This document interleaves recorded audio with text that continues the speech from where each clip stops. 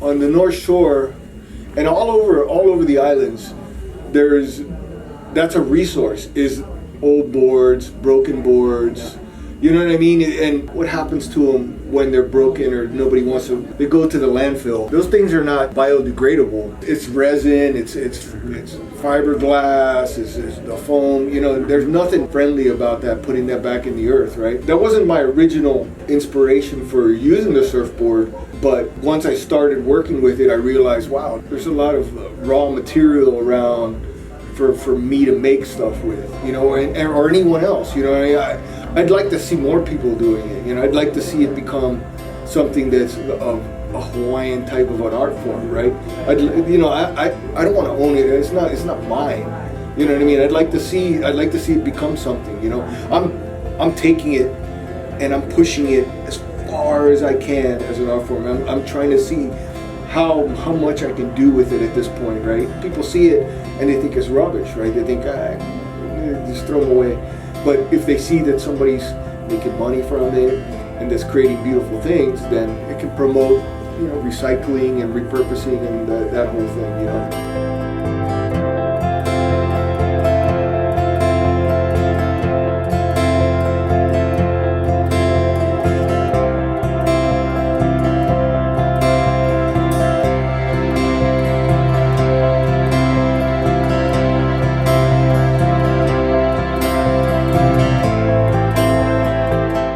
But that wasn't my original. When I originally started, it was just I was sitting around and there was a surfboard stuffing a hole in the fence that I was renting a place up on Pupukea, and the guy that was there before me must have had a dog, so he had a broken board and he just stuffed in a hole in the fence so the dog couldn't get out.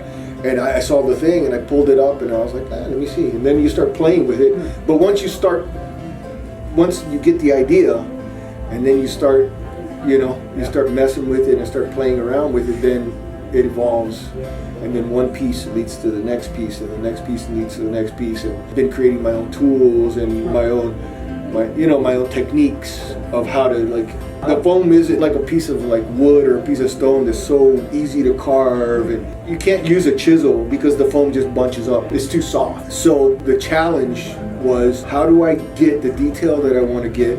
How do I get the finish that I want to get, and how do I get it hard and, you know, something that's solid at the end? Because when you take the fiberglass off, it's just foam, right? Yeah. There's nothing.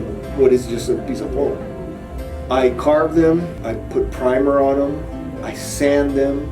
I go through and I putty any little flaws, a glaze coat over that. If you do it a nice simple form, it's not made to be like intricate little details. It's made to be like a nice simple form, right? And then the glass is what, the fiberglass and the laminate is what gives it the strength, right? And at the end, then I paint it. Then I use oil paints in a very loose kind of a way to give it color. Okay.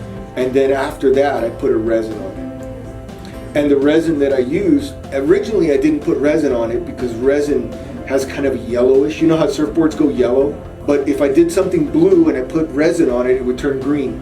And so I found a resin that is an artist quality resin. It's not supposed to be used on surfboards. I'm still learning. I'm a habitual pupil of life, of art and life, right? Nice. I'm always chasing the, you know, Yeah. and it's fun to do it that way. Oh, yeah. I can paint.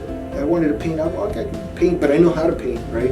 I'm doing something I don't know how to do, and that's the fun part, right? Is the climb up the mountain.